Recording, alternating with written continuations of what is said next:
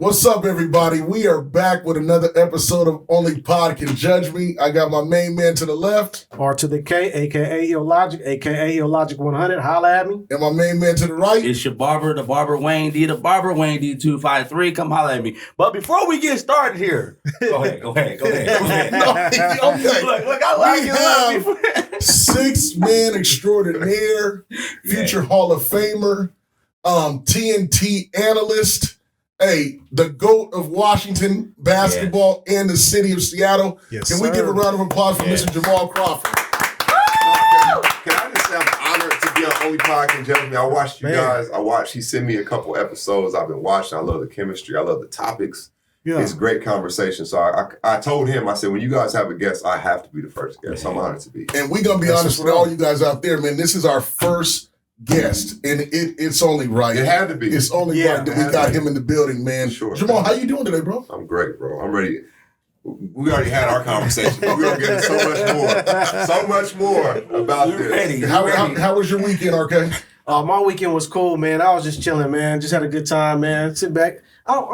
Kind of flew by, man. I really don't remember what we was doing too much, man. We was just kind of like chilling. So okay, yeah. Time flies when you're having fun. I'm saying, man, I kind of just, you know me. I got up under them cars and did a little bit of this, a little bit of that, and that's about it. You know what I mean? What about you, D? Man, same thing. Just chilling. Hey, I was just excited to get back in the building, man. Like I said, I missed y'all last week, but we ready. We back. Man, you got a little scared, man. Listen, I did, man. I did. Hey, man, listen, your boy had a little, it wasn't scary, it was just a little certain. No, that was a scare. I agree, it was just somewhat of a scare, but for me, look, I'm a believer of the man above. He takes care of all those things, but yeah, I had a little minor surgery, had a little gallstone or bladder stone that I had to get removed and had to go under, but you feeling better now? I'm feeling cool. Look, I'm not gonna lie to y'all. You don't want that, but if you gotta have it, look. Yeah. It's got to be done. So, I'm feeling good. I'm feeling good. Real good. Glad to be back. Like I said, 4th of July tomorrow. That's my birthday. Look, look, turn up. Happy 21st. Oh, yeah, look, 21 again. 21 again. The hairline saying I'm 21. Yeah, you out here. But before we get... Hold up, y'all hairline guys. Don't talk about that, man. I'm going to keep my hat on. Hey, but before we get started in this, y'all like, subscribe, share, hit the like button. Man, send the word out. We're trying to get out there. Man. Hey, man, we are here. We are excited to have Jamal in the building. You going to ask about my weekend? Oh, well, how was your weekend, sir? See, there you go. How was your weekend, sir? I was coming to you. I was coming to you. Come on. No, it was dope. And I coached all weekend, right? And I was scared to retire from basketball because I didn't know what I wanted to do next. But coaching saved me. So now I look at coaching like the game. So I couldn't sleep. I'm up literally at 6 a.m. on my clipboard. My wife's like, go to sleep. There's no way. Like a little kid on Christmas. Like I was so excited. If you told me I could play a finals game or if I could talk a finals game or I could coach that day somewhere, I coach. For sure. Really? Like it's nothing like it. Wait, it's nothing like it. So to finish the story, our weekend went great. We won the championship, but more than the winning, we showed we had a lot of heart. We was down 18 in the championship game with 8 minutes to go. Dave was there. We were down 14 with 4 minutes to go, and then we were down 12 with 2 minutes to go and came back and won. It came back and won. No magic coaching. It was the boys, and I'm really proud of them. No, I gotta really give some perspective on that. He's been his second full year of coaching, which I actually watched the game from a perspective of being a coach / a fan. Didn't say a word. I wanted to just see where he was at mentally and physically, where he has the attention of these 7th grade young men that he's coaching. It was stern. It was professional. It wasn't about anybody else except for him and his 9 guys. And he had suited up. That's what's up. And it was truly amazing to watch the comeback because the team that they played, very good team. Very good team. And they were flying around. They had an 18-point lead. They were swerving. Everybody thought it was over. Yeah. But he called his timeouts. He was on his team. He was clapping his hands. And I got a chance to really see the perspective to know that from being a great basketball player, when you can be a real mentor to these young men to watch them do it was amazing to watch. That's good. And I commend you for that tournament because it meant a lot to me to see it with your growth because there was one point in time, a backstory, just for you guys out there don't know, he told me he would never coach. Yeah. Ever. That's why this wasn't in the cards. That's why it trips me out, to be honest with you. I thought I'd be a GM to be honest with you. I thought I'd be a GM. And I got 6 of those offers, but I was already settled with being home once I didn't get signed again. So I'm like, I'm not leaving. And then I just started doing TV just because. I started doing podcasts when COVID happened. Right. Oh, yeah. Next person, come on, podcast. I'm like, all right, it's my friends, whatever. Yeah. And then TNT's like, yo, why don't you come on? Fill in for Chuck. I'm like, man, Chuck, like, that's like going, that's like you got a pair of jerseys. Those are big shoes. That's like, man, Griffey's out. We got to sign somebody from the hood to make this happen. Like, what? That sounds crazy. But they like me, and I wasn't trying to get a job, if that makes sense. Like, I wasn't going there trying to get a job. I was just being me. I didn't go to school for this, and it's like we would do. And that's what makes it so cool. Yeah. Let me ask you something.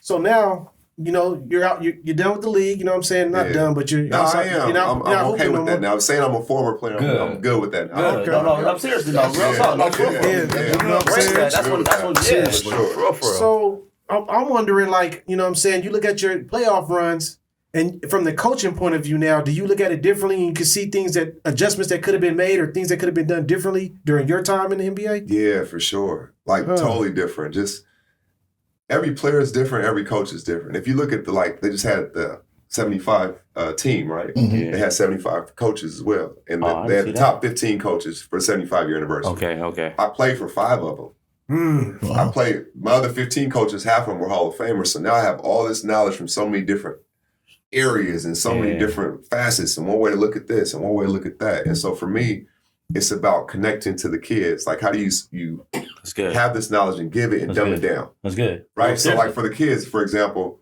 I'm like, we're playing well here. There has to be a certain standard we play at. Mm-hmm. Yeah. Right? I don't care if we're here, Las Vegas, New York. I'm like, what's your favorite food? They're like, Chick-fil-A, Big Down. I said, Chick-fil-A. Let's use Chick-fil-A. I said, the reason you like Chick-fil-A is because in Portland, in Seattle, in LA, Vegas, New York, it tastes the same. Consistent. That's a standard. So that's what we have to have. And so it's helping my communication as well, because now I'm relearning things I haven't thought about since I tell them all the time, man, I had that thought since I was 8.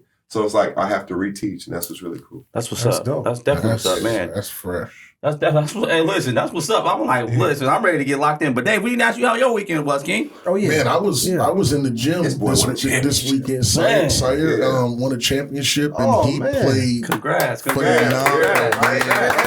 They actually in this tournament, they actually got rings. That's what's up. Yeah, so Jamal's team wins, and then Sire. I think this is their second time they've been teeter-tottering, and normally it's Royals team that wins everything. But they lost. You know what I'm saying? That's that big brother thing, though. Yeah, right. And they lost, and Sire's team, and he played phenomenal. I'm like so proud of him. Can I add on to that? Please. Besides the playing, which is always dope, win or lose, right? It's a process. Coach Dave takes the whole team out to defy afterwards. And those are the memories and moments that the kids won't forget. That's the they remember that when they're 35, right? You know what I'm saying? So that part of it. Dope. That's legacy You weren't passing going to say it, so I'm going to say it for you. But those are the things that mean so much more. And I can say this, like, I've got a chance to see a lot of different things. You know what I'm saying? And when it comes to this sport of basketball and coaching for almost 20 years at a high school level in the state of Washington, being able to have the honor and privilege of the highest. That's what and the honor of being able to play with him to win a championship. I think I know just a little bit about it, and when camaraderie, and even like with this podcast that we do, we're a trio. Yeah. And there's no big eyes or little U's. That was the same thing, the perspective that we had when we played. Right. Yeah. Everybody knew he was the best, but he treated everybody in his team like they were the best. That's what's up. If that makes sense. So that's why it's inevitable. And like I try to instill that in my kids, and Sire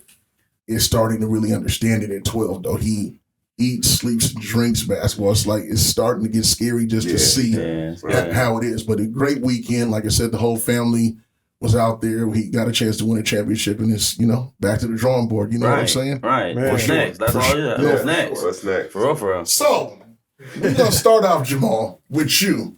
I know we have some things on our board, but basketball itself, what drew you to it directly, and when did it start?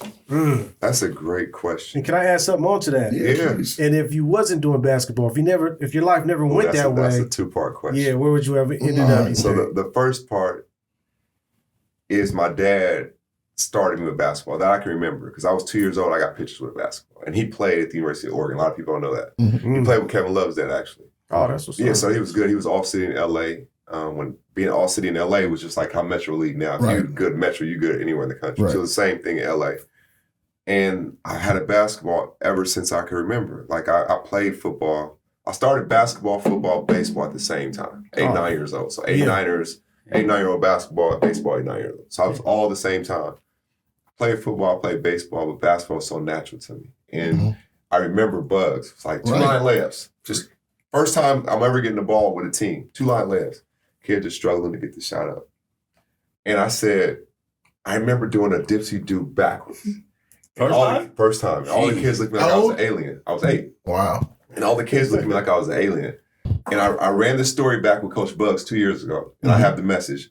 I said, Coach, you remember my first layup I did dipsy-do? He said, I actually did behind the back dipsy-do. Yeah. And it came back to me. I said, you're right, I did. Wow. But it was just always natural. Like, yeah, it's crazy. Yeah. basketball for me was, and my mom and dad were never in the same house. So I was always with one or with the other. So basketball was a safe haven for me. I could always go outside by myself and just practice and shoot. And I felt safe. I felt at peace. And if I wasn't a basketball player, I used to say I'd be an architect because I'm really creative. I can't draw at all, but I'm really creative. And my wife's like, "No, you'd be a counselor because you like to help people. You like to listen, Talk to people. And so that's probably what I'd probably really be doing." The question I have, and it kind of goes on that helping people, because I've seen you operate from a distance, and then now as I came a few times for the Crawford and seeing how Dave operates. But how does a individual from Seattle who's a millionaire, who I know you are. You know, Hey, don't count his pockets. I counted my own pockets. But how do you talk? But wait. But we know what we're talking about. But how are you so genuinely just giving back? Like how I tell everybody all the time, like man, I've met a lot of people, and I don't know how you have the heart that you have for the status that you do have. Where does that come from? That's a deep question. Yeah. And I have different answers, but to start at the beginning, my mom, my dad, they were always really humble. Like always. My grandparents, they always instilled that in me. Yeah. And then to fast forward, my sister said something that was profound, and she was absolutely right. It was right before I was about to go to the NBA. She was like, you become a bigger version of what you already were once you come into a lot of fame or money, right? So if you were somebody who treated people bad, and now you got all this fame, all this money, you're going to treat people worse, right? You flexing, you do all that. But if you cared about people, you're gonna help even more, right? And that's what happened. I remember I was in college, and I didn't even have a lot of money. I think at the time I may have $50, to be honest with you. And I bought something to eat. I'll never forget this. I bought something to eat, and I walked down, somebody didn't have any money, and I think I had my change was $40. I gave them all $40. Jeez. Not even thinking about what I was gonna get next or none of that. Like, it was just a natural thing for me. So for me, it's not an act. It's not like Dave would tell you. Literally, people know me for giving. But out of every 100 things, 99 of them you don't hear about. Come on, man. Yeah, that's how true it story. is. Like, because it's not about that. It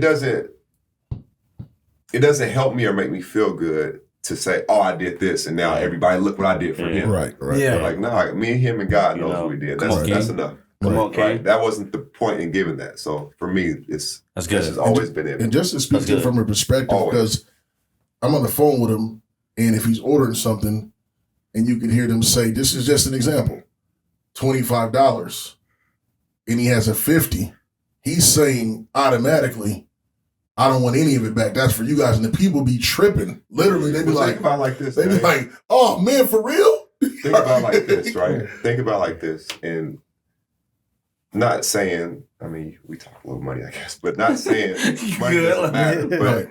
But like, I know like what they're making an hour and what, you know what I'm saying? Right. Like, man, if I can help out, I always say if you can help someone, do it. Come on, man. Yeah. Not saying if I do this, I'll get that. Agree. If you can help somebody, do it. It's simple. Agree. Like if you can help somebody, do it. It's very simple. But you know what's crazy is that you get a lot of people a lot of talk online. You hear about people's perspective on that. You know, people that have made it, that are successful. They say, talk about that. I give them the money so I don't got to hear from them again because you just basically bought yourself out my life or something like that. Right. But it doesn't sound like that's the perspective you carry with that. It's not even about that aspect of it. It's just the fact of helping somebody at that point is what makes you how you tick is what makes you feel better. It makes me tick. Like I'll get so much joy helping somebody. Like it literally, like if you, most of the money that leaves me. Yeah. from my stash or whatever you want to call it, whatever leaves me goes to other people.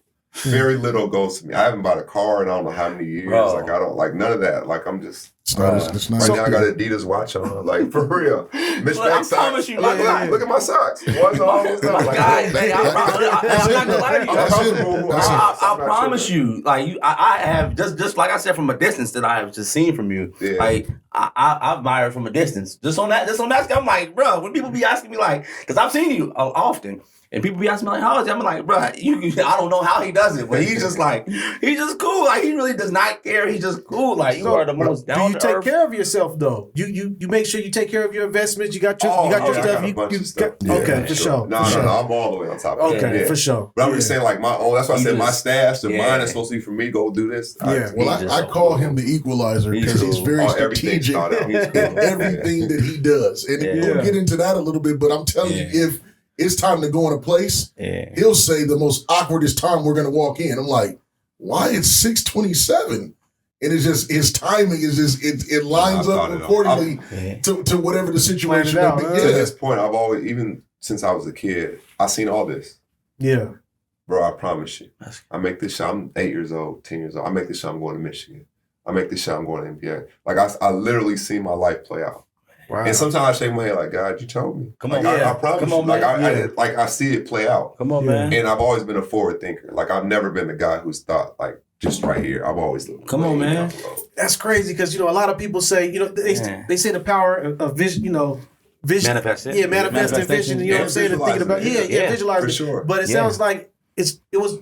You knew it was ordained for you. You knew the path was already laid out for you, so you didn't have to manifest it. It was manifesting itself, and you just had to walk the path and just harness it and just continue to walk that path. Yeah. That's dope. That's what's up. Yeah, absolutely. It's actually, it has to be, I mean, speaking, I know you don't like to talk about money, but is what Biggie said true? More money, more problems? Yeah, in some ways, for in sure. some ways. Because let's say the hardest thing I had to learn when I first went to the NBA is saying no.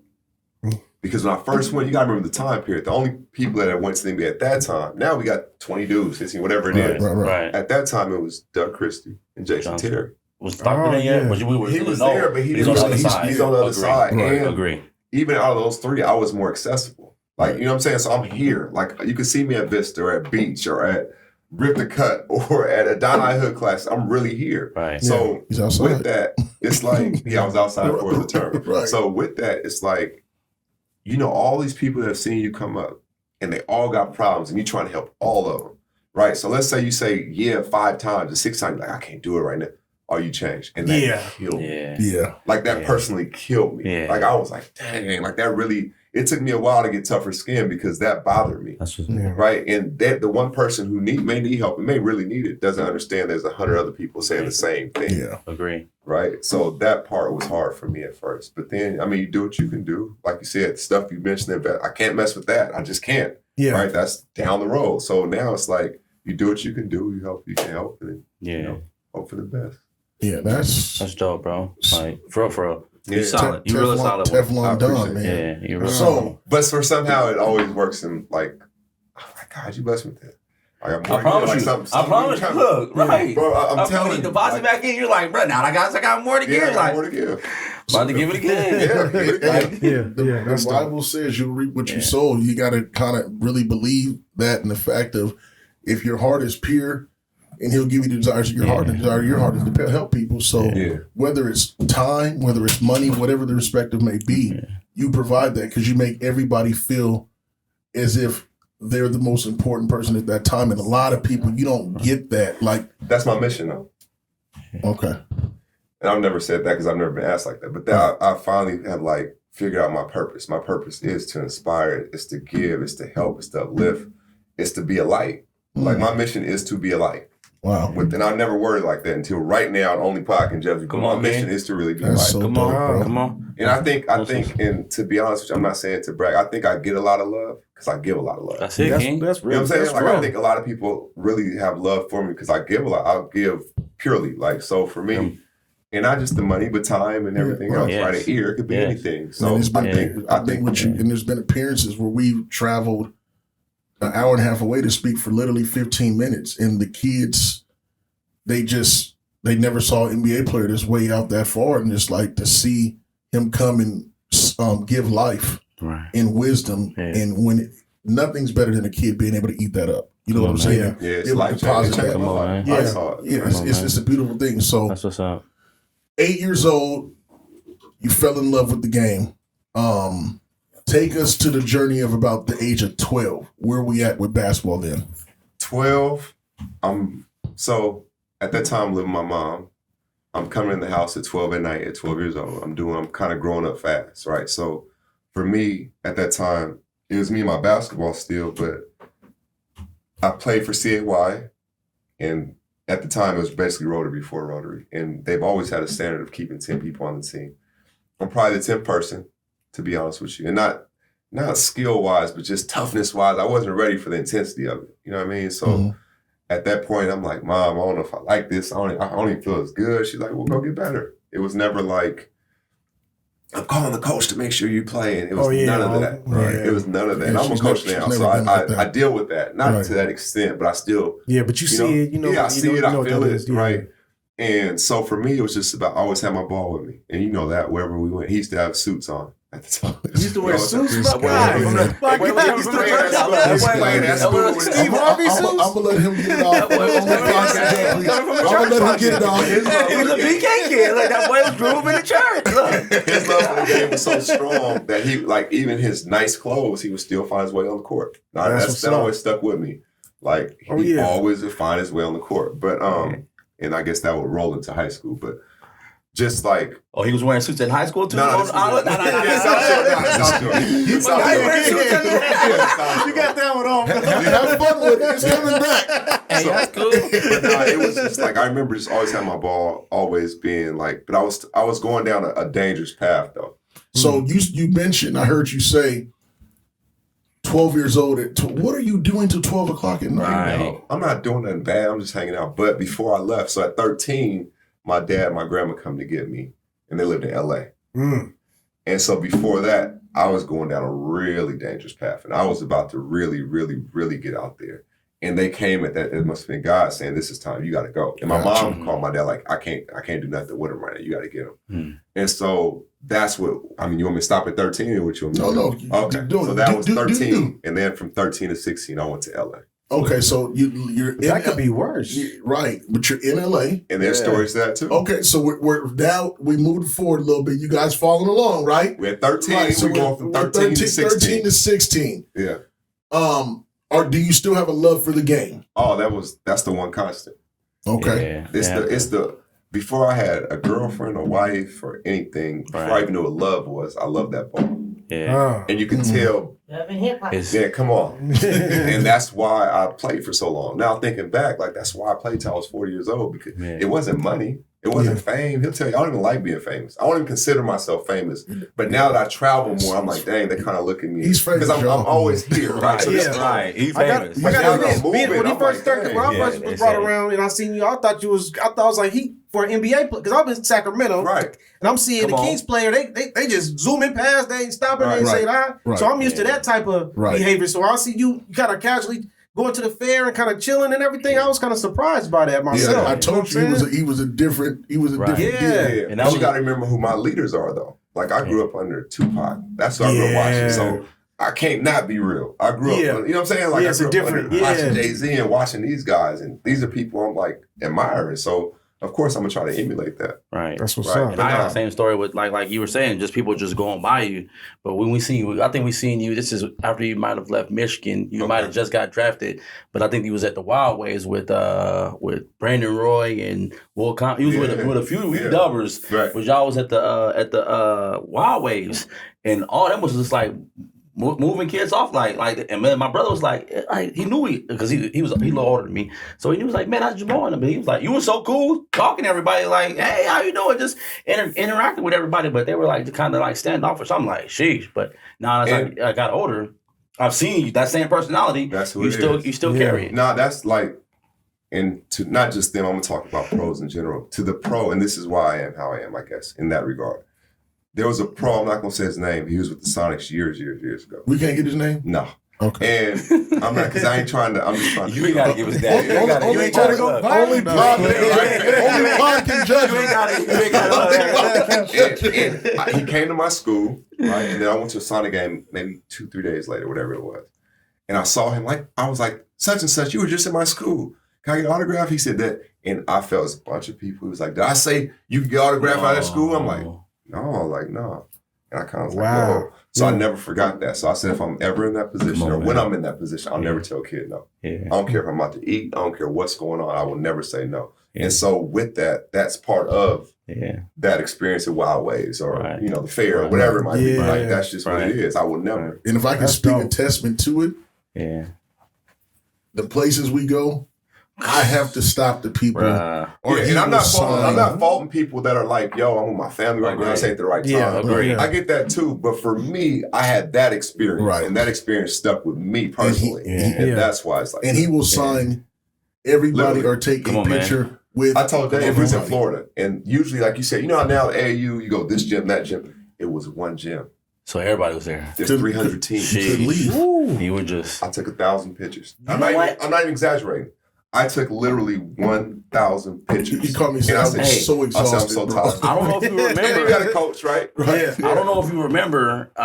We had the alumni games where Seattle schools would play Tacoma schools. I went to Foss. Yeah. And you were playing at Wilson. And the whole gym was packed with like all Tacoma schools and all. And you did the same thing there. I think you had a picture. No, and you was autographing all your pictures. That's consistent. Just giving them out. I'm like, this guy, look, hey, you're cool, like, bro. Nah, I promise you, you're cool, bro. I remember that moment. I promise you. Even though we're going down the road just a bit, we're going to back up, but even at the Pro-Am games after he's played 42 minutes and he's drenched, I get him his towel, I make sure he got his ice, and he sits there and he signs every single autograph. To the pro, can't see it. To the pro, it's like, man, I gotta do that, I gotta do this, I'm on the run. To that kid, it lasts forever. Come on, man. I was that kid, so I can never say no because I know what it is to me. That's so I'm huge, like, bro. I don't care how long it takes. I don't care how tired I am. To be in this position, I got to. You told me, that kid's gonna remember this. You said, Dave, don't put no time on the clock. No, ain't no time. All right, you said no. The time is when there's nobody here. Right. That's You said there's no time. That's That's it. Blessings. That's changed your lives. Period. So we're 16 years old. Are you playing high school basketball? Like, what are you doing? So I make varsity as a freshman.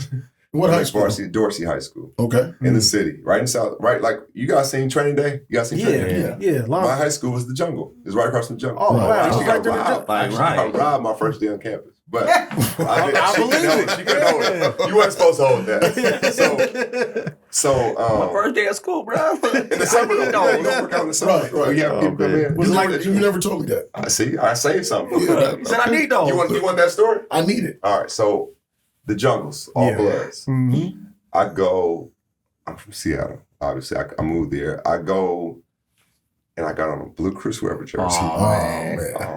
Don't worry. Look. Blue t-shirt underneath like this.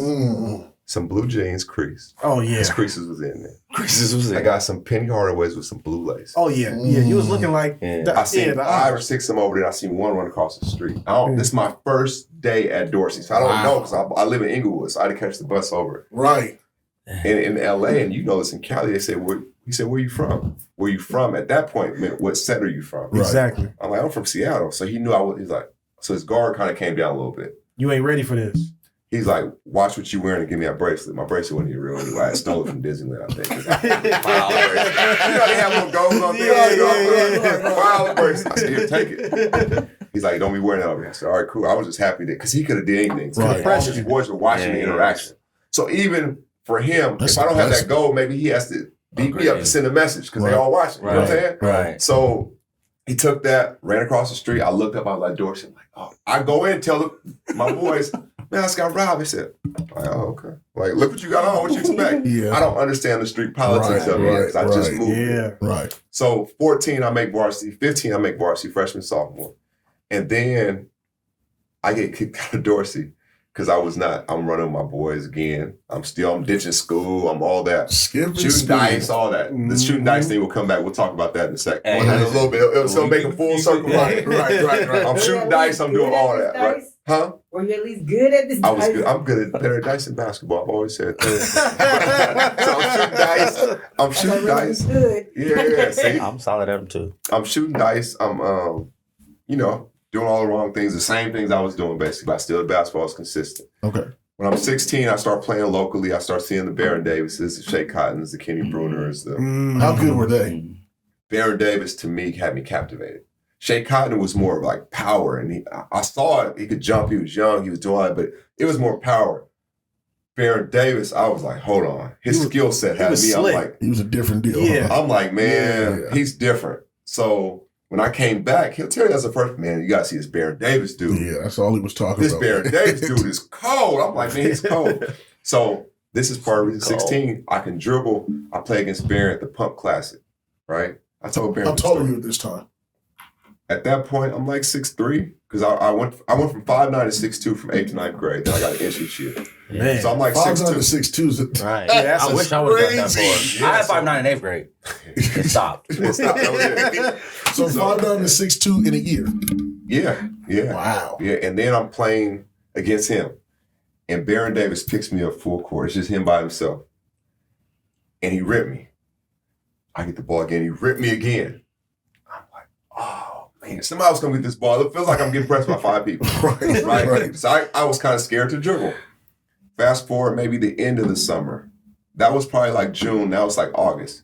He's watching the game, and I'm playing against his guy, Todd Ramazar, who ended up becoming his agent. I scored 30 at Long Beach. And Baron's watching like, oh, okay, you got okay. Okay, it's like, yeah, I'm almost like, yeah, I'm ready now. Like, you know what I'm saying? And when I came back here, so towards the end of that, because I came back here at 16. So towards the end of that, to come in here, something clicked in my mind. And I tell kids that right now. I'm like, once it turns on, it never turns on. Right. And once it turned on my mind, nobody could guard me. From that point till today, I feel like nobody can guard me. Present day. Without a doubt. Right. So It turned on. It turned Yes, on. sir. Something changed in my life, in my Yeah. heart, in my mind, in my soul, in my spirit. Something changed at 16. And when that happened, I've looked at basketball different ever since. So hold on, let's talk about it. So we're 16 years old. Yeah, I come back here. It's this your school is out. You got kicked out of Dorsey, right? I go to Morningside for like a month. Or You go to Morningside, Yeah. okay. You're still kind of a knucklehead a tad bit, right? Yeah, for sure. Okay. That's safe to say. How do you, if your mom sent you down there because she couldn't handle it, how do you get back I knew here? this is coming. How do you get back here? I knew where this is going. So at the time, now you have paper tickets, right? Back in the day, right? No, I'm sorry. You have electronic tickets. Back then it was paper tickets. So Right. my sister sent me a ticket. Boom. One of those days I didn't go to school. I'm only one home. It wouldn't ring cam then. So I don't see I'm home. Right. I snatched the ticket. I'm like, okay, this leaves in a month. It's a month out. All right, how am I gonna get out of here? So, and to further state that, when I would go to sleep and dream, I would think I was on Wake Up on Rainier Henderson because I spent so many nights just being on that block. Mm-hmm. Man. And I never thought I'd see Rainier Henderson. That was like heaven to me. So I'm in LA. I'm like, dang, I'm in LA? Like, dang, I thought it was Rainier Henderson.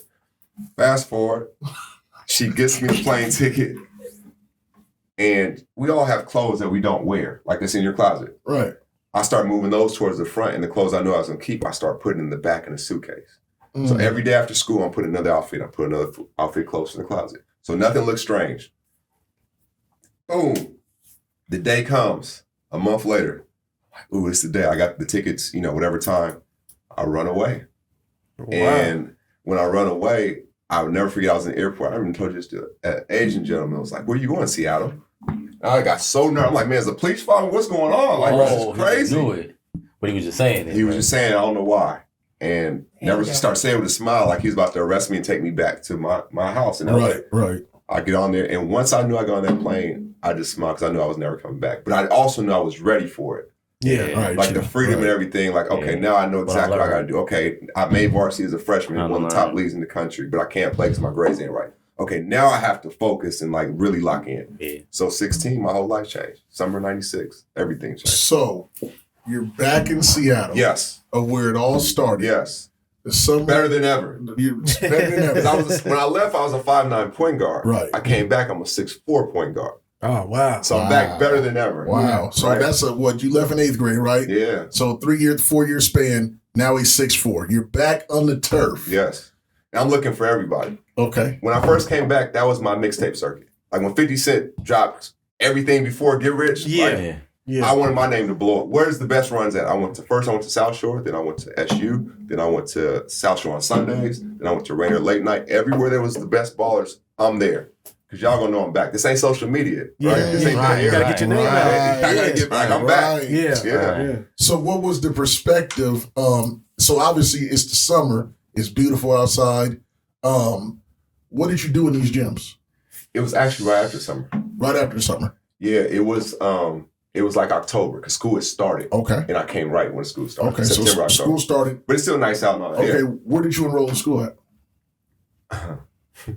So everybody knows me from Rainier Beach, but I actually went to Franklin first. Oh, she couldn't take it. So I was going to Rainier Beach. I came up there with you. I wanted to be with you, obviously, and be with familiar faces. I went to South Shore right before I left. Right. And so I was going to get a haircut on Sunday night at Gabe Labs at his house. And while I'm there, him and Reggie Ball and Gabe's convinced me, kind of Franklin, man, it'd be. So on that Monday, I'm supposed to walk into Rainier Beach. I'm only going to his house to get a haircut. Right. Right? That's it. He convinced me to go to Franklin. I'm at Franklin for 2 or 3 weeks. I'm like, no, this don't fit me. I don't like it. Yeah. Right. Yeah. I don't like this. Ain't my flow. Sorry. And then Quakers. they had me first. So they had me. It's always gonna be Quaker. I got green on now. We both got green on. Right. So I go and I'm like, this ain't me. And then the coach sees me play though. Sees me practice. Mm-hmm. Rest in peace, Rondre. And he was like, he told them after the first practice, they were having coaches meetings. He said he will be one of the top 3 or 5 players ever play at Franklin. And I thought that was a big deal at the time. Like, you know, I wasn't thinking Seattle or the state or none of that. I'm like, dang, he said that. And but still I had to go. It just didn't fit me. So I tried to get back in Rainier Beach, and my name was caught up in the Pick Center. This is when you had to go to the Pick Center. Yes. And they had me enrolled at 2 schools. So now that it's the year of 97, I can't play with them because I'm technically in Franklin. But I can't play with Franklin because I'm technically in school there. So I was all messed up. And so we actually had a better team to me. I don't know what you think. 97, I thought we were better than 98. We'd have easily won. Definitely deeper, definitely bigger. Yeah. And so they were just missing my position. Right. And it didn't happen. So still I'm on my mixtape circuit. And I remember our first tournament together, we played at Sumner High School. And we played, and the first team, I think we won 100-18 or something crazy. That's a fact. In the first game, I said, oh, we're going to win a championship. I could just tell. The chemistry, it was like I played with them forever. And I get a lot of credit, to be honest with you, for all Rainier Beach, but Rainier Beach couldn't be what it is without him. Like, he created the whole culture and family atmosphere that lasts till this day. Yeah. Like, Rainier Beach is a family. That's what makes it different. But he created everything. Oh, that's dope. Yeah, he really did. Bro. You can see it, though. I mean, that's the No, he really created. Yeah. What I call you? You're a connector. He's a connector of people. Yeah. And so he really connected the whole community. He really did. Like I don't. Nobody else can really like take that credit, and he's not even taking it. So I'm just telling him like he connected the whole everything. And I appreciate that. That's lovely because you guys know me. I'm a real family oriented guy. Like I asked him the other day, we were having because me and him talk every day, multiple times a day. I just said, read me. Literally, we talk on the phone. I don't even talk. Anybody knows me home. He don't talk on the phone. Yeah, we text. Don't talk on the phone, and we literally talk on the phone 7 or 8 times a day. Yeah, literally. Yeah, that's wild. And it's always great dialogue. But I just asked him to read me. We'll get to that, but he read me to a T, and it's just when you can read people and see the genuineness, it goes a long ways, man. And like I said, it's to be able to have the opportunity as we're moving forward. Now he's 16 and he's about to be 17, and I'm like, bro, when he came to the school and I saw him, I'm like, Jamal? Because everybody said, Jamal's looking for you. And I'm like, huh? Is that what they said? I didn't know that. They said Jamal's looking for you. Wow. We were in Mr. White's class and and they said, Jamal's looking for you. I'm like, Jamal who? They said, Jamal Crawford's back. And I saw him. He was so tall, I couldn't believe it. But obviously, I had grew at that time too. Right. And I was like, bro, you have to play with me. You have to put that one. He made he made the haters on the team like, no, he's gonna help us win. Right. Wow. Yeah. That's what I mean by connector. He was the one, because he could have easily be like, yeah, or whatever, and fall into that. But he's like, no, you guys get in line. We're going somewhere. You made the call. Yeah. Get in line because we're going somewhere we've never been before. And he said that. And he said it as we move forward. He set a different precedent. So now we're 17. Yeah. We are enrolled in Rainier Beach High School. Uh-huh. It's 19. You said it's the summer of summer 97. Summer 97. We are playing summer league basketball. Give us where you're at with your basketball at this point. Has everybody in the city got a chance to see this 6'4" kid that's flashy? Yeah, but at that point I got invited to play in Doug Christie's pro-am, which is now the crossover. It was his before. Oh, look at that. I didn't know that. That's Look deep. at that. Look at that. Look at that. Before you jump into that, because I was wondering about because you did the record. Yeah, that was later though. As a pro, you did the record. Yeah. So I was wondering why you chose to go program instead of the record style, but you actually kind of took this over from what Doug Christie was doing. Yeah, he laid the blueprint. Mm-hmm. That's what's up. For sure. And then like playing in that at 17, and I'm playing against all overseas dudes. I'm playing against dudes who can go get it. The Rosa Ellis's, Damon Williams. You know, they're Kevin Francois, Damon Stoudemire. John Kemp. So I'm playing against these pros in my first couple games. They're like bodying me. This is when you could be physical. You know what I'm saying? I'm like, dang. And I don't score much. So I'm kind of out of place. And me and Doug Wren are the only kids in the whole thing. These are grown men. So I'm like, man. Doug Christie rose his ankle. I'm on his team, by the way. He's like, I'm a mentor. I'm on his team. And he rose his ankle. And J.R. Harris, who was the coach and general manager at the time, was like, yo, just go. You could be out here. Go. I averaged 30 the rest of the way. As a kid. Wow. I just turned 17, so I'm a kid playing with these guys. And playing with pros. What'd that do for your confidence? That was it. That was it. Hey, It was already locked in at 16, though. I'm not going to lie to either one of you guys. I kept score for the pro-am. I used to get paid from that. So it was like, that's my little summer money. You know what I'm saying? So I kept score for JR. Rest in peace, Carl Irvin, that helped run it. And watching him play, I'm like, this is fake. Back then, you're watching them destroy grown men. I'm talking about these guys played hard too. Like these are pros. They played hard at all costs. A lot of overseas guys, and he just so not to cut you off, but dominated. Just a year before, I snuck in the forum. Me and my boy Jamal snuck in the forum. It was easy to sneak in. It's like be no different than climbing players now. Watch the Lakers play, and I'm watching Sean Kemp and Gary Payton. A year later, I'm playing against Sean Kemp. You see what I'm saying? So like, I'm like, Right. hold up, and this is happening so fast, and I'm like doing well, and I make the All-Star game as a kid, and that's where the shake and bake came up at. Talk about that. So Brian Parker, when I said I wasn't playing well, he was one of the guys. I saw him this weekend. Did you? He was at the tournament. That's crazy. I ain't seen him in 20 years. I saw him this weekend. Brian Parker was one of the guys that locked me up before I got comfortable in the pro-am. So I'm going into like, man, Brian Parker, man, because he was just muscling me, strong point guard, 6'5", strong. Yeah. I'm like, man, as fate would have it, it's me and him one-on-one. The hoop is right here. Yeah. It's me and him one-on-one. I'm like, what am I going to do? I'm nervous. I'm like, he locked me up. What am I going to do? I do the move. I love you, Brian. But he flew all the way over there. And I laid it up. And I was running so fast, like in SU, you had a wall right behind the hoop. So I held the wall. And the crowds, they're going crazy. Standing up, they're going crazy. Right? Yeah. So I had my mom was at the game. I'm like, Mom, what'd I do? She's like, I don't know, son, something, but I don't really. So it was a travel. But You know, I'm like, see, if LeBron did it, you wouldn't say travel. No, it's cold. No, it's legit. No, it's legit. To this day, it's legit. It was a cold. No, it's cold. No, to this day, it's legit. Hey, you cold. Nah, and I do it, and I'm like going back in my head. I'm like, oh, I could do it. I could do it anytime. And it just became its own thing. And the crazy part about it is that was the half version of the move. When I did it against Brian Parker, I did the full thing, and that's what made him go that way. Or, you know, like that was it. But Man, I was saving it for the All-Star game if I ever made it. I didn't, so I didn't do it. But now it's in the vaults. Oh, it's in there. My sons. Wow. But yeah, it's in there. so that happened at Pro-Am. So at 17, now at this point, the word starts spreading. Hey, come to the pro club and work out with Steve Gordon, those guys. I'm playing against Deadlift Shrimp. So talk about who Steve Gordon is. Steve Gordon was instrumental in as far as like harnessing young talent. I can't think of a player that was really good that he didn't touch or have in the gym, right, at this time. Steve Gordon? Yeah, he was like special assistant for the Sonics, right? And so in the summer, it's the summer now. So at the time, the players aren't really in their facility, just kind of around. I played against Eric Snow, Deadlift Shrimp, Sam Perkins, and I'm balling. The real Sonics. I'm the real balling, Sonics. and I'm balling. So now it goes from that. And Steve, now looking back, he was like, yeah, because, nobody really knew me. So it's almost like he discovered me to them. They're like, because Steve's like, yeah, watch my kid here. Right? Yeah, yeah. You making him look good. My guy.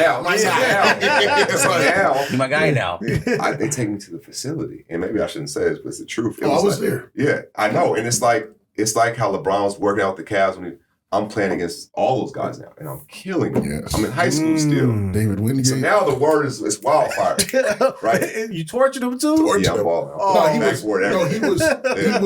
He was hooping. Yeah. I'm gonna say it only pocket judgment because I don't care. Yeah. He was destroying the Sonics. I'm 17. Wow. So now the Sonics, fast forward just a little bit. Now the season comes around. It's not even about me proving I'm the best and we're going to win a championship. It's like, we're going to win, but we're going to entertain. Like, now the Sonics are coming to our games. Now Gary Payton and Sean Kemp, those guys are waiting to meet us after the games. Like, could you imagine? This is 97, right? Yeah. 97, 98 season. So now the glove and those guys, he's the glove. They just went to the finals here. Yeah. Like, this is like big stuff that they're in there. Right. And so they're waiting. And right itself, Rainier Beach is packed every night. It's a show. Like, it was an event. It became an event. We gotta come. I'm gonna tell you, I'm gonna speak from it from the perspective of being a player, but also being a fan at the same time. He brought the show with him, though. Like when the circus comes to town, and everybody got to go. Other schools, you ain't gonna do that tonight. I'm talking about homie, Steve Self. Yeah, you ain't gonna do it tonight. We got a bet. Watch it. It traveled. And before social media, that's how we the gyms literally were packed. That's how it went. Capacity. Yeah, and it was a fun time. Bro, our state tournament, you had like King Griffey Jr. and those guys watching. It's at the Kingdom. To this day, now think about it. Michael Porter, all the great players we've had since that people wanted to see. To this day, we own the state record, almost twice the amount that Porter had when we played at the Kingdom. To this day, it's almost 60,000 people in attendance. I showed Paulo that. He was like, "What?" I showed him the picture of it. It's on my iPad in the car, but. Yeah. Maybe I'm off. Let me see my phone. 60,000 people. 60,000 people. Attendance. Yeah. So you remember Kingdom? Yeah, I remember. So did you? I remember. You don't know about Kingdom? I seen AI play the Sonics at the Kingdom one time. Okay. Yeah, it was probably 2 times the size as the Tacoma Dome. Yeah. It was massive. Yeah, it was massive. It was great. And I was going to ask you, Wayne D. You were out here as a citizen of Seattle. I was in Tacoma though. In Tacoma, look, did I hear about him? I knew about him, but he's older than me, so I knew about it. But that was before my time, though. So I knew about it, but I didn't. But the word was out, though. But the word was out. Yeah. 2 years later, I think our school, Foss, ended up playing at the state tournament too. Also, 2 years later. Okay. But that was I think was that Tacoma Dome? I think that might have been at Tacoma Dome. It had to be Tacoma. Kingdom was our last one. Keenan Joyce. Yeah, Dreesen. Yeah. That was my freshman year. That was with Solomon White and all them guys. Okay. Right.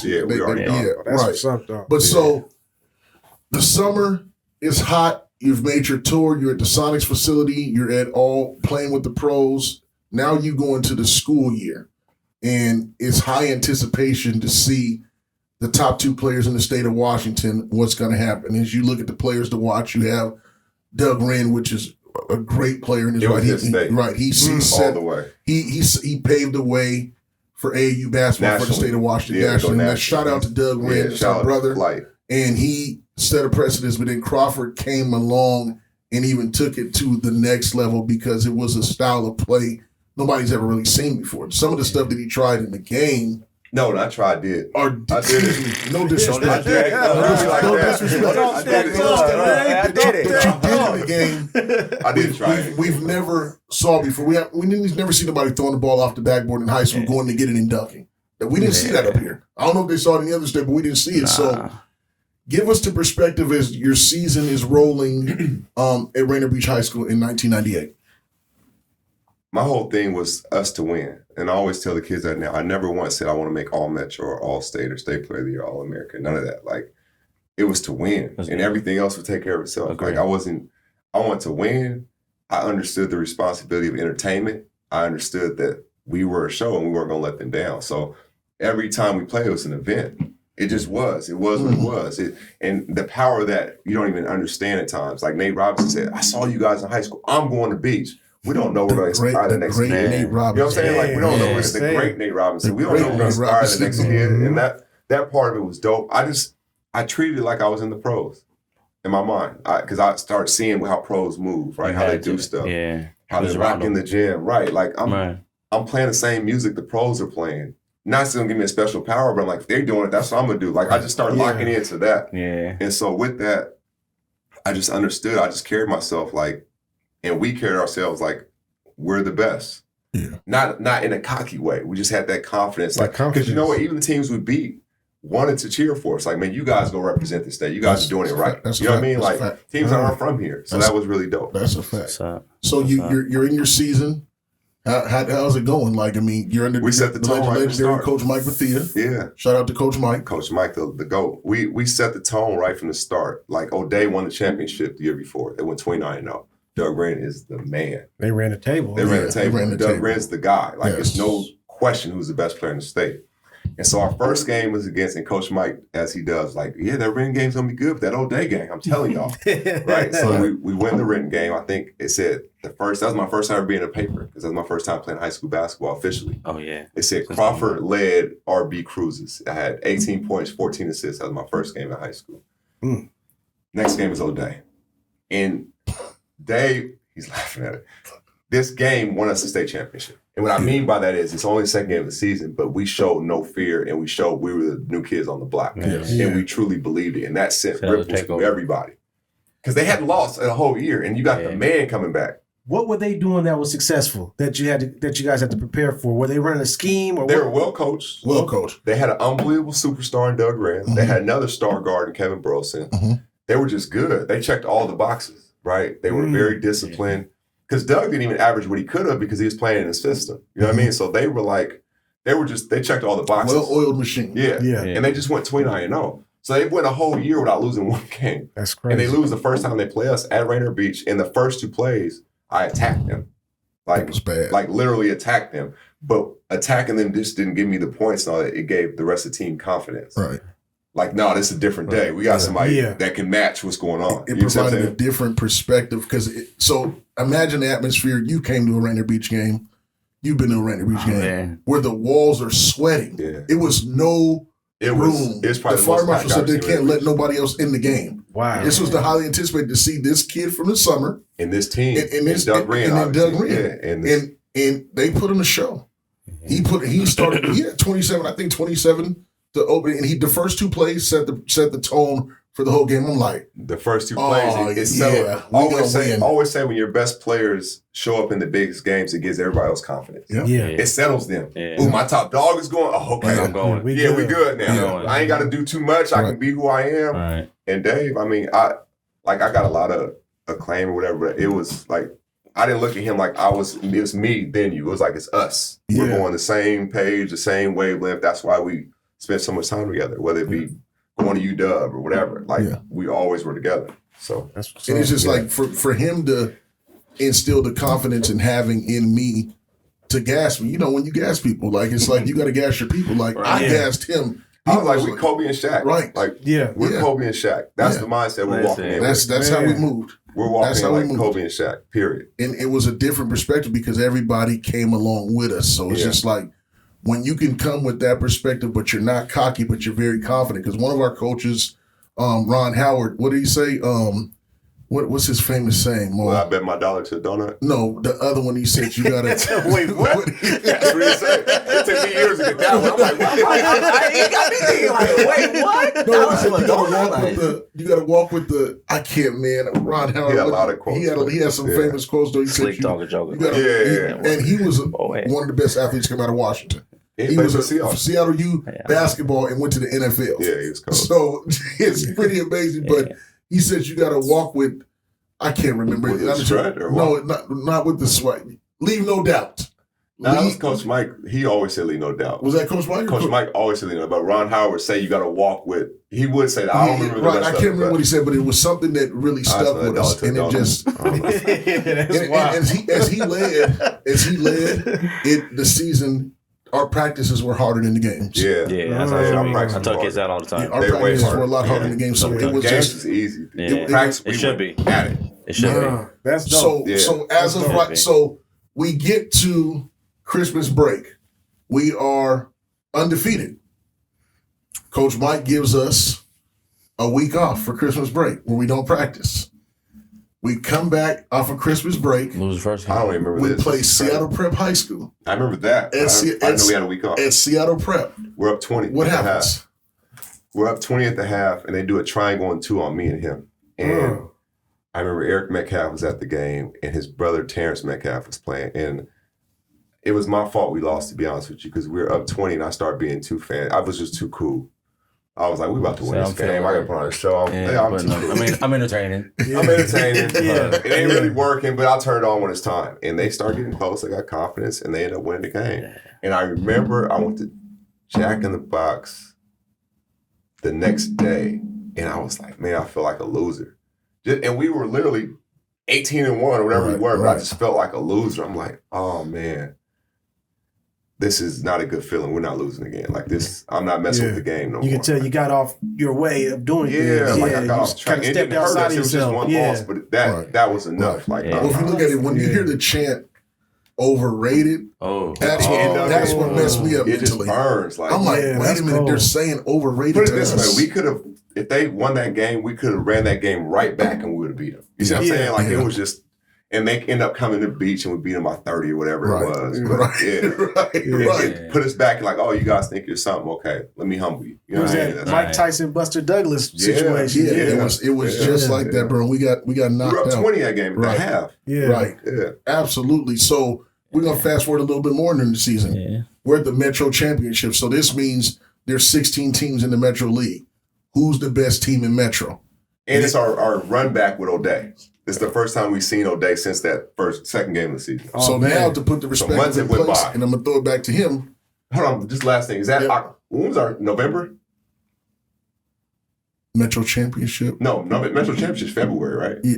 February. But I'm saying we hadn't seen them since November. So November, yeah. So we haven't seen O'Day since they've been winning. We've been winning. We were checking. Okay, so they're a powerhouse still. Oh, for sure. They probably only had one loss, which is one loss to us. That's it. Wow. And so we have one loss. We have one loss now. So we haven't seen each other since. The stage is set. Clash of the Titans. Stage is set. But guess where the game is at now? It's on a neutral floor. At the same place where the Pro-Am is at right now. Yes. And you saw how packed the LeBron game was. It was packed like that in high school. Wow. And they get a chance to see where all the college coaches out there, they get to see Crawford and they get to see Doug Wren and the rest of them. And once again, talk to them. Classic game. This game, I wasn't as sharp shooting. I was still really good, but I wasn't as sharp shooting. And Big DK took over. And he took over. Like, he was the MVP of the game. And so that was always like, I didn't think Doug had anybody that could be another MVP. He had other good players, but I didn't think he had I could be off and he take over. He'd be off, I take over. So that was the difference to me anyway. So it's almost like we're playing 2 against 1. You know what I mean? And even Doug gave a lot of credit that game in the paper. He's like, man, we couldn't stop Dave. We couldn't stop him. And it was just best hands I ever played with my whole career, including him. Wow. The best hands I ever played with. He made me a bad passer. he made me a bad passer. Because he would catch everything. He caught everything. I could throw it any kind of way. And he caught everything. Well, I was definitely not going to get hit in the face because he got permission to hit people in the face. And he, coach like, hit him in the face. If they already worked those. I always love to pass. Like, everybody sees me as a bucket. They don't know. The secret to me is I can pass better than I can score. Crazy as hell. That's the truth. I can literally pass the basketball. And I get more joy out of passing. Some of the stuff that he did was just it's messing you up. See what I'm saying? 99% of people that watch basketball say that because I scored easy. Passing my favorite thing to do. He was a point guard the whole time in high school. That's my one regret to the NBA. He was a point guard. But you didn't run the point guard position? The whole time. I would have stayed. But they put you in a box in the NBA. Point. I see that. You score, okay, you're a 2. This you're a 3. It was not positionless basketball. Like in this era, I would have. It would have been crazy. And so right now we win the Metro Championship. Maul says that's the first ring. Don't be satisfied. That's his speech after. Coach Mike didn't even really talk. his speech after was like, "This is the first one. We ain't playing for a Metro. We're not celebrating. No, we're not even celebrating. We got 2 more to go." And so we fast forwarded to the district semifinals. So now we're 2-0 against O'Day. We're 2-0 against O'Day. We go to UW now. We go to UW now. There's more people at the game for us at UW than there are at UW. Oh, they're going to watch them. Go watch the game. Right. They was watching high school. Yeah. Right. So listen, this is Hang Ed. Yeah, we're Hang Ed. So we playing Mercer Island. They're number 1 in the state. They have arguably 5 Division I players on their team. This is how good Mercer Island is. Yes. We won 98. Mercer Island won 97, 99. Yep. So they're really good. Yeah. Like they were the favorite. They were ranked in the country before anybody else. Right. Wow. Right. Yeah, they're good. Yes. We're down 20 at the half. Listen to this. We're down 20 at the half. Coach Mike comes in and yells at just me and him. He cries. I'm looking like, dang. You was crying, man? Yes. We kept off. And I got some sire in me. I got some sire in me. in the half against the best teams one of the best teams in the country would come back and beat them in overtime. Wow. What'd you guys do? We buckled down, played defense, and we executed. It was defense. We played defense, and we buckled down. Me and him actually took over that game. I had 2 points and 2 rebounds at halftime. Yeah. I finished the game with 22 points and 14 rebounds. I think I got 20 the second half. Yeah. So we just, and what it is like I said, even I tell you all these young kids out there, it's not about you, it's about us. God. It's a we thing. Yeah. If we can get that under wraps, man, you guys will be better off as basketball players. Better. Yes. All the way around. You know what I hate, to be honest with you? And I'm getting off subject. I hate when kids be like, "Oh, I got a bag." You know what a bag means? And I think I have one of the biggest bags ever. Talk to them all, please. A bag is individualized, if not used. Come on, man. Yes. It's just for you to get off. Come on, man. And that's the coaching me now. I'm coaching. I'm like, right. Coaches don't even want to see that. No. They want to see 1-2 drill, pull up. Can you play? Right. Can you play without the ball? Because basketball and sport is a universal language if you do it right. Right. I could go to China and not speak their language. He doesn't speak American, but if we know how to play, okay, I'm going to cut it. I agree. That's good right It's a universal language. Right. Yeah. Right? The bag is just for you. Yeah. Right? Like team basketball, that's not how it works. Yeah. It's not how it works. And you're going to be frustrated because you can learn that now as a kid or you can learn it later.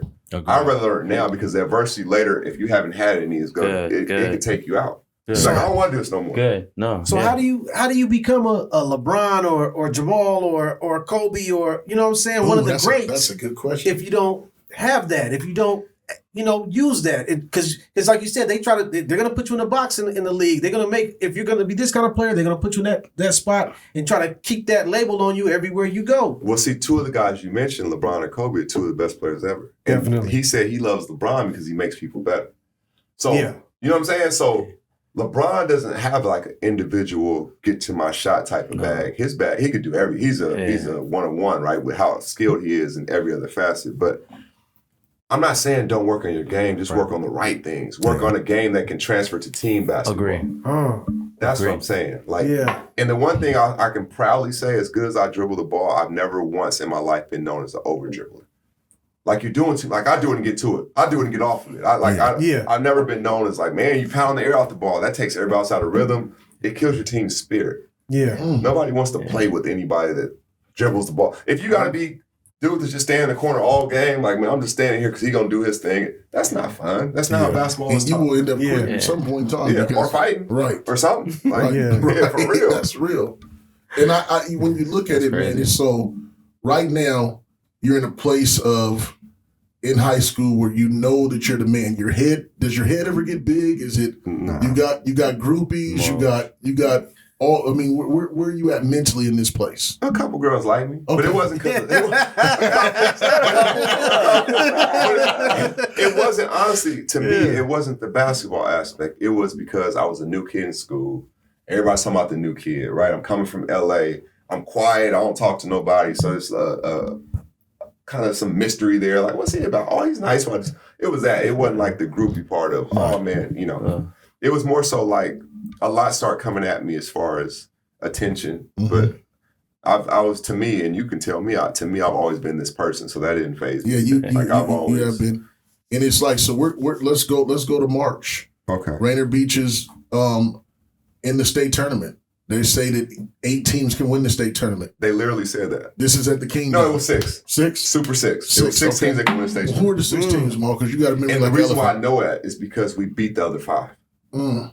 So we went through everybody. It was no like, oh, you guys played them, but you didn't play them. You ducked them, you didn't play. We went through, it was Mount Vernon, it was Mercer Island, it was O'Day, it was Olympia, and it was us. Mm-hmm. And it was one more. Who else we played with?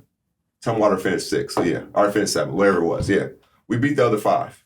Oh. Yeah. At some point in that season. And remember the So state why are tournament. they you even play- bringing the other teams up then? Well, because No, they had a chance, though. All of them had a real chance. So They this all is might have lost only for 1 or 2 games. But Right, one of That's them what I'm saying. One They of them was all lost undefeated. 1 game. Yeah. Mount Vernon was undefeated. Yeah. So you got to look at it. Okay, so this is when the paper was big in '98. Like Yeah. the paper, like I don't know if you guys have the Sacramento We gotta here, find that whatever, article, yeah. bro. whatever it is we do. So when you have it's the predictions. So they Yeah. got the predictions of the contenders, the Pretenders, pretenders. yep. You know what I'm saying? Yeah, And yeah. the favorites. Yep, that's so, what it was. And then they I got remember the some back- key players to watch. Yeah. So he's at the top I do list. remember that. You I remember that? remember him now. Now you make mention of it. Yeah. I remember it. Yeah, I remember it. I'm one of the players to watch. Doug Wren's one of the players to watch. There was quite a few guys that was in there. Grant Leap from Mount Vernon was a player to watch. All the Mercer Island guys were players to watch. Burlington Edison had 2 guys. There was player to watch. There was a lot of star power because they put the focus on this is the last week. And this was the opening day of the tournament, right? Right. They had a picture of me on there. I remember that because I'm like, dang, they got me a picture of me on the cover of the paper of Yeah. the state tournament, Yeah. the sports section. And I'll never forget Ed Pepple, who's the coach of Mercer Island, legendary coach. He's like, at this time, he's like the Greg Popovich of Right. high school basketball. That's So he said something good about me. And him saying something good about me was like, That everything. solidified I'm it like, all. oh. That solidified it He's all. like, yeah, there's some great players, but there's no one I would take over that kid. And I'm Yeah. like, well, we've never even said hello. Like, I'm like, wow. Because Yeah, they're from watch. Mercer Island, you know what I'm saying? So, Yeah. yeah, it was just crazy though, because even if it wasn't true, him saying it's gonna make people think it's true because he's that qualified and that validated in the state, right? So people are gonna start looking at me differently because he said that. He didn't have to do it.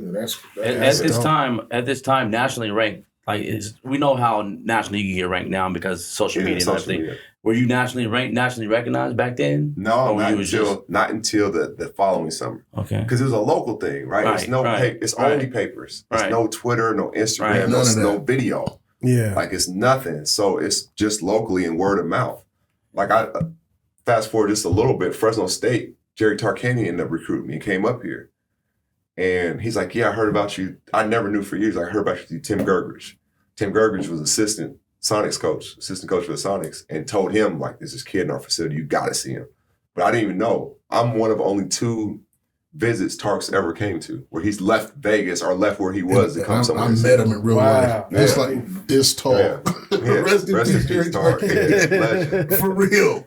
And he came up there to see Jamal and it was like, he fell in love with me too. I was like, it was just like, it was infectious, man. He was really, there's a certain aura about him when you know there's greatness, you know? Yeah. So fast forward a little bit, state tournament, most packed ever, Rainier Beach versus Olympia. So it's like the city versus the state. Mm. It's almost like, I hate to say it, but it was like the blacks versus the whites. That's what it looked like Yeah, it did. in the audience. I could imagine. It was a Olympia city back versus then, like, yeah. Even Garfield fans who Right. don't like us, and we don't really like them, right? CD South End, Yeah. they're even cheering for us to beat them. Like it was kind of like on that Yeah. white Yeah. kind Yeah, of it got to that level. It got to that level. It was really like that. Yeah. Like everybody in Olympia was So where'd you guys end up playing at then? This At the one in they the had. dome. This Or was Kingdom. At the Kingdom. That's the Kingdom State Tournament. Yeah, that's where we're at. Oh, we're at the Kingdom. Yeah, Oh, okay. we're at Kingdom right now. So we don't play Mercer Island in that game. Yeah. No, we play every other team that's really good and Right. has no losses. So you got 4 games in okay. 4 days. Yeah. You lose, you're out. You're out. So we ended up playing. I was at go Falls. home. They were in our same conference and the same. So we played them twice. Oh, Down there, there you and so I already know about it. And Yeah. like they was 100% that way. And so we're up by 17 in the state championship game, and Olympia comes back and takes the lead by 1. No, hold on. Let's go back. The semifinal game, he plays terrible. Terrible. And they have me guard the biggest player, who's also like one of the best players in the state. Yes. I guard him. I'm like, all right, cool, whatever. I got him. We win the game. Ricky Frazier, you got to steal. We won by 1. I cried after that game. Yes, he did. First I time said, I've ever oh, I seen know we're emotion. winning. Now First I time know I've we're seen winning. Like emotion. we're winning this now. It's over. I was like, why are you crying? He said, bro, because we're going to win We're state. gonna win state. Like we're gonna do what we set out to do. And then the next game, Man. I had some good moments, but it wasn't my best game. And he holds it down. He's the MVP of the game. He bounces back 17 points. Or was it 14 points, 17 rebounds? 17 points, 14 rebounds. 14 points, 17 rebounds. Hits the free throws. And if you go back and watch the video, it's 42-40. He hits the 2 free throws. When he hits them, just watch me. I jump him down like it's over. We did it. Like we did it. Yeah. We did it. And it was over. And that's all. That's all we wanted was to show all the naysayers that this Seattle public school that everybody act like was on lean on me or threw in the garbage. Yeah, we're here. Yeah. So that's how they treat us. It was like a community thing, right? Like it was more than just basketball. Yeah. It was like, man, like we could stick our chests out and be proud, like you guys did something. And represented with class, like we did it right. Like and that started the whole. You see, Rainier Beach, even to this day, we started the run. Only Pod Can Judge Me. We started that. We started the run. I'm just gonna keep it 100. We're the point now. Doug Christian, you guys are 10 years before us. We were too young. They did get a state championship, but this run under the Mike Bethea regime, we were his first championship. We started that, and we're proud. He has what, 9 now? 8 or 9. We're proud. We're proud pioneers of that. So you guys created the culture there. Yeah. Well, he did. No, we did. No, he created the culture. I just came and kind of, helped push it forward. But he created. Well, let's talk about another culture. Yeah. Now he goes to the University of Michigan. Wait, before that. There's some controversy there. Which part? When you first got there, you couldn't play 6 games. No. He's there first. That's at the end. So let's get to it. So here we go. So he's at. So that's some homework. That's some homework. Y'all both said, let me. So okay. At this point, to be honest with y'all, I got to be honest. At this point now, it's a national thing. I've blown up everything. Oh yeah, talk about the summer going into Michigan. Yeah. No, hold on. I've blown up. Okay. Everything's kind of like, everybody kind of knows who I am now. Now I'm kind of like, I'm doing well off the court. I'll just leave it there. I'm doing well off the court now. I'm not struggling for a meal. Things is cool. Yeah. And so, So doing good. Yeah, I'm doing good. What does that mean? Nah, it means what it means. We said only Pod Can Judge Me, man. The limitations ain't up. He eating good, bro. Go ahead. It ain't up. Okay. Go ahead. I'm doing all right. All right. I'm struggling. And so from there, like, I go to Michigan and I always wanted to go there. I spoke this in existence when I was 8 years old. Mm-hmm. Like I always wanted to go there. And I went on a visit, and when they said you could have, they promised me Jalen Rose's locker. It's the locker Jalen has. My favorite player from the Fab Five. I'm like, oh, I'm coming. So I committed before my high school coach knew, before anybody really knew. Mm-hmm. I'm going to Michigan. And so when I go, they told me before I got there that you could do your homework at the games. I'm like, what? I'm like, oh, we gonna get this thing cracking. Don't worry about it. We gonna get this going.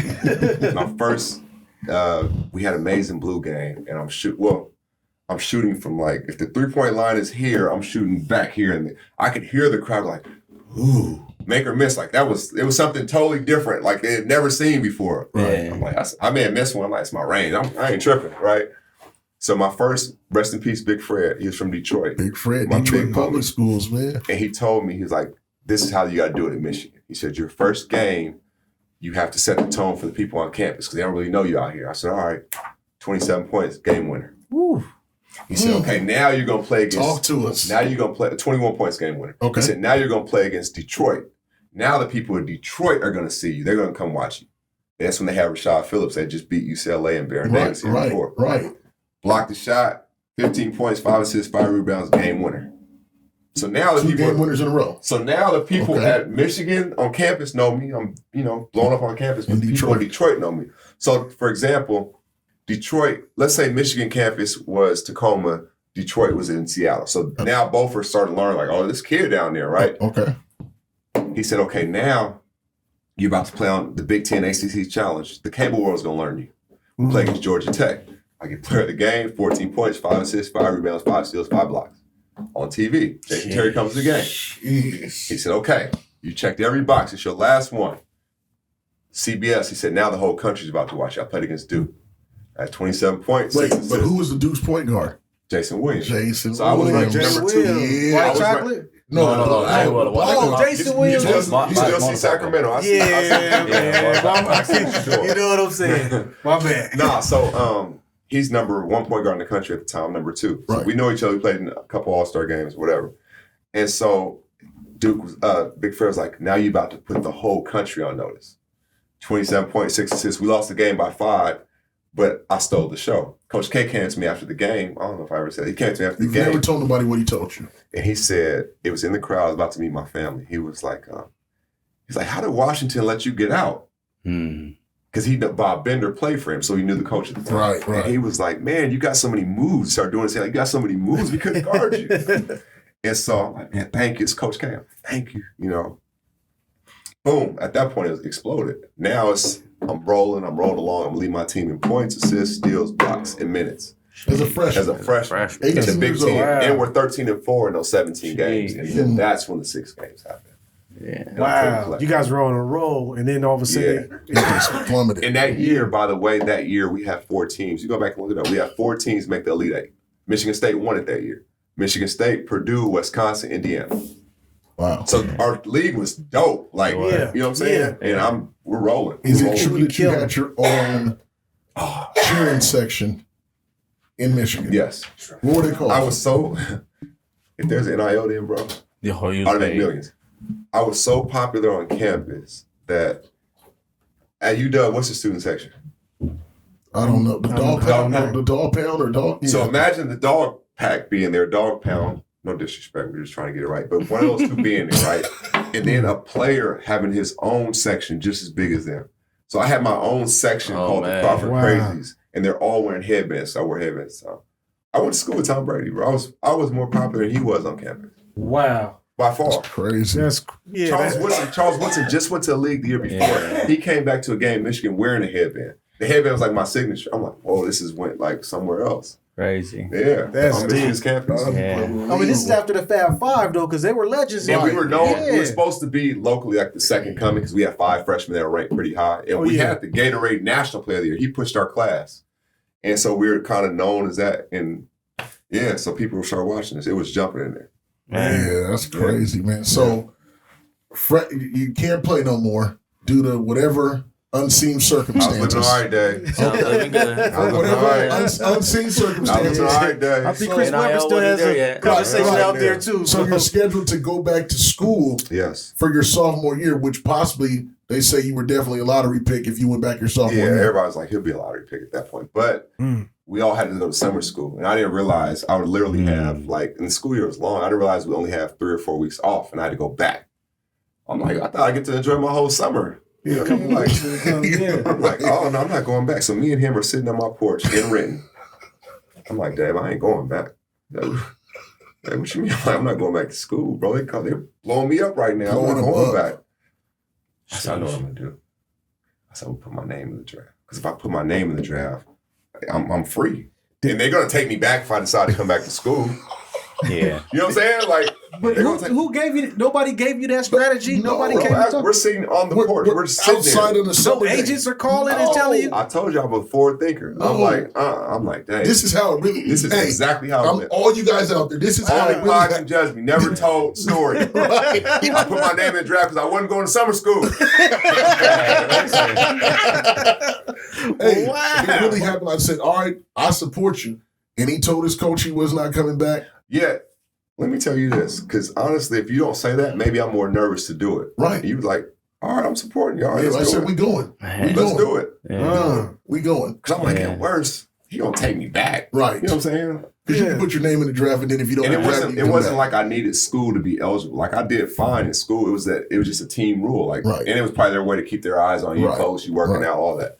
See, I thought of going through doing the homework. I thought it was a one and done situation. Like that was. No, that wasn't the plan. No, Yeah. that wasn't the plan. Because, bro, to go on to this story, when I made my announcement and I didn't understand mock drafts and how that worked, and people thought like I was crazy. Yeah, they Most did. people don't play the first half, play the second half. You're hot. You got a good Right. tournament. Okay, put my name. I did the opposite. I had to I played start. the first half. You ain't seen me in 3 months or 2 months, and now I put my name in. You see what I'm saying? So it was different. And at the time, I remember Steve Kelly. I'll say Steve. This is his name. He wrote for the Seattle Times, our PI at the time. And he said, this is a quote, because I remember it. It drove me in my workouts. He said, imagine a year ago walking into a gym and everybody knows your name. They know your game. You're one of the most famous people in the gym. now you put your name in the draft and you're about to disappear from the game forever. You're going to end up in Croatia, Russia, wherever. And that, I didn't, like, I smile. I literally remember reading it, smile like, he'll see. So fast forward just a little bit. I don't see him until my 5th year in the league. I just signed for $60 million. I haven't seen that writer. And I see him in Portland. He came to the game in Portland. I read that to him. And he was so embarrassed. It was 10 other media people. I said, thank you. You motivated me. You helped motivate me to get here. Steve Kelly, if you're watching. Hey, he's a legend. Shout out Steve Kelly. But I needed that article to absolutely thank you for motivating push myself in those workouts. Thank you for motivating him. For sure. Because when you went to those workouts, and he decided he was going, and he went to, when you go to Chicago for that camp, that's make or break of what you do at that camp. Yeah, the camp was everything at that time. And how well did you play more? Yeah. First off, I don't know if you know this. I go a day late. My God. You didn't know it. God, I'm telling you, God always had me. I'm telling you. Man. So, this is news to you. This is news to you. Godson. So, I get invited to Chicago camp, but I get some of my representation like, no, you don't need to go that. You'll be fine. Mm-hmm. And my college coach, Curtis Townsend, is like, yo, you need to get here ASAP.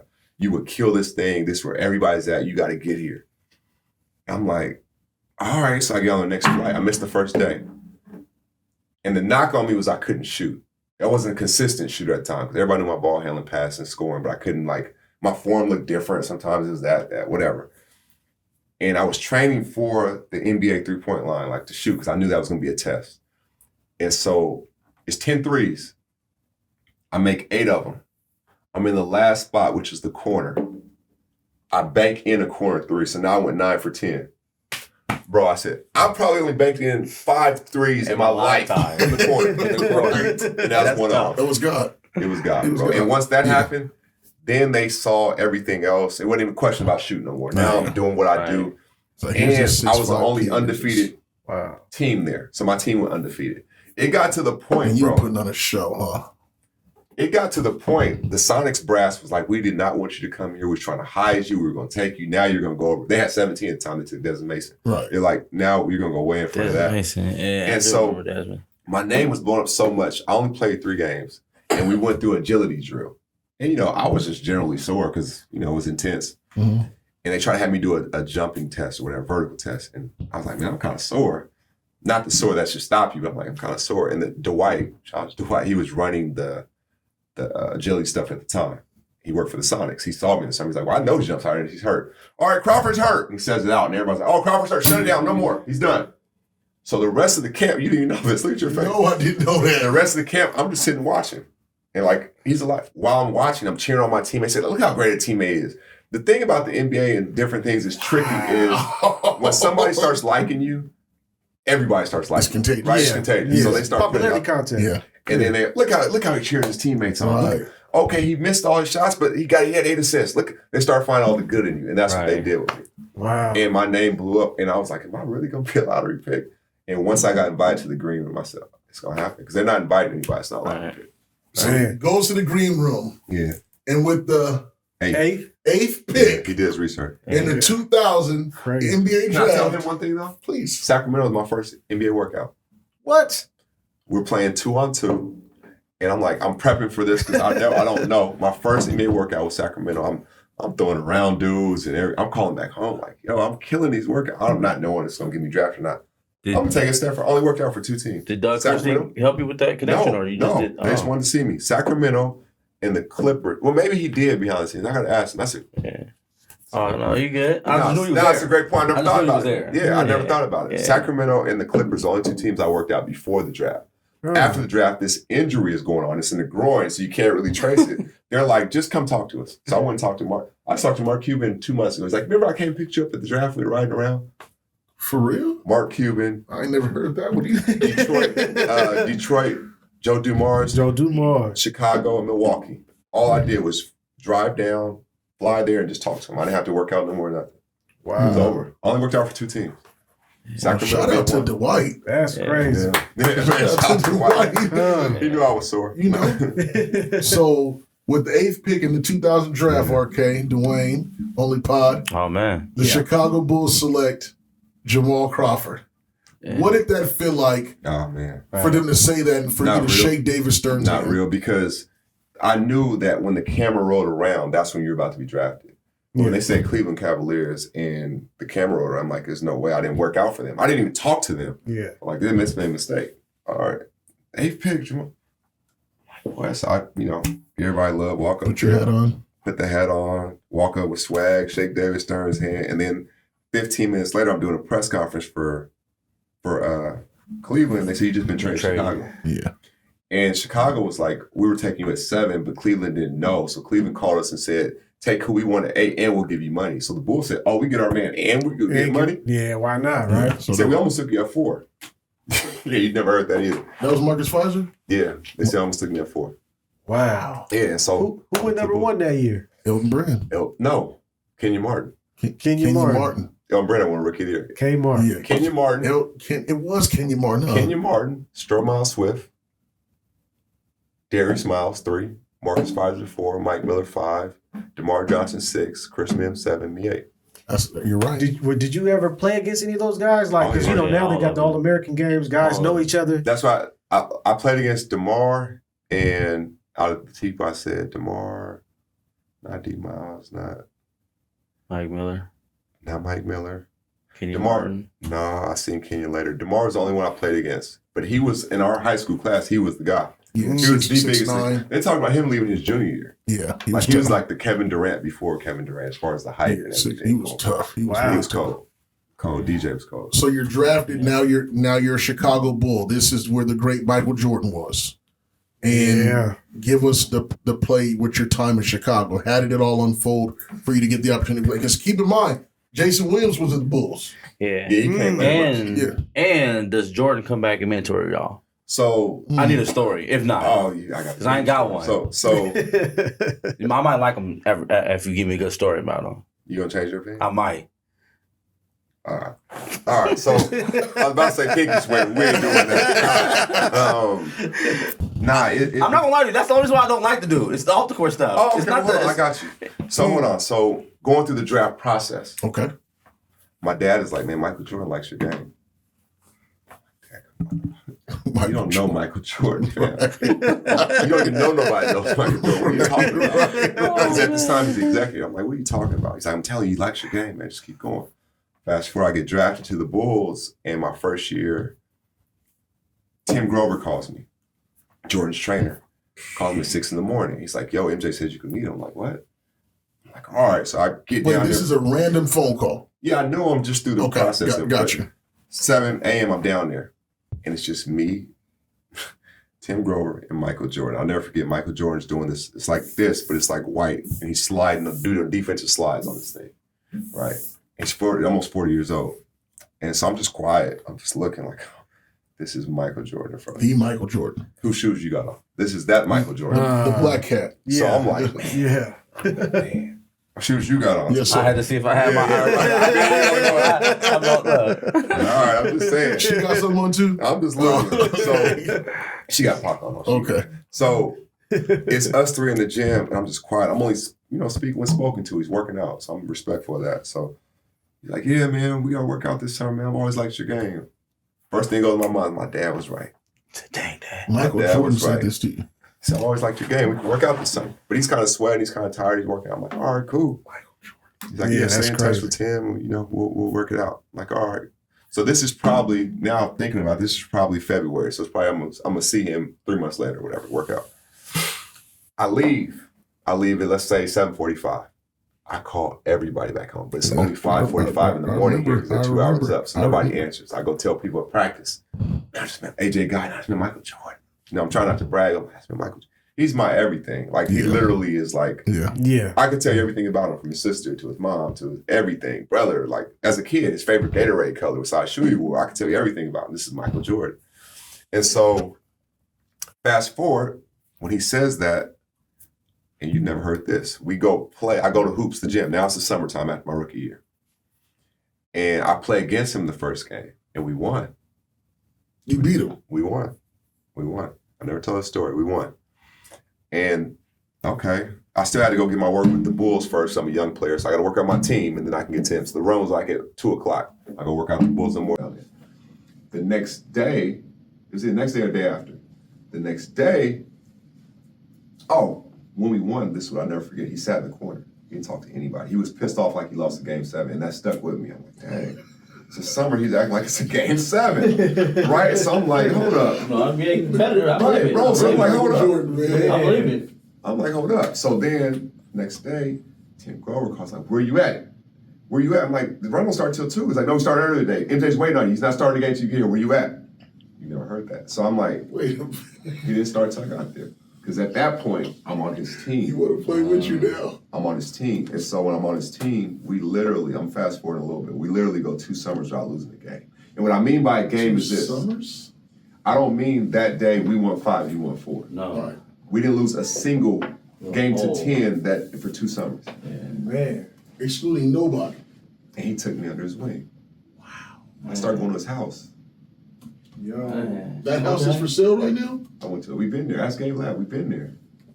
I'm playing on his court. He's showing me around his house. He's showing me cars that you can only drive in the summer because they're permanently chopped off. Like Aston Martins that only 4 of them in the world. Yeah. He's showing me like different stuff. MJ wants you to be in the commercial with him. He wants you to play the younger him. I'm done. That was it right there. I'm done. You guys saw it? No. I'm done. Can we you bring seen it up it? on You the don't know screen? you seen it. Can we bring it up on the screen? Commercial. Michael Jordan plays himself. You've seen it. You don't know you've seen it. See, that's why- I'm done. Man. I'm done. When it's over. I didn't even dream this up. It's over. Yeah. Jeez. It's over. Man. It's over. That's crazy. So That's I'm crazy. like, what's the script? He's like, just play. We're just talking and playing. So we go shoot at the United Center. He gave me a pair of the ones because I'm in the commercial. You'll see it. The black, white, the one. Black, white, red ones. one. Yeah. And so, how honored that the best player ever, in my opinion, and my favorite player has chosen me to play the younger him. Wow. It's over. There it is right there. It's over. It's right there. You can.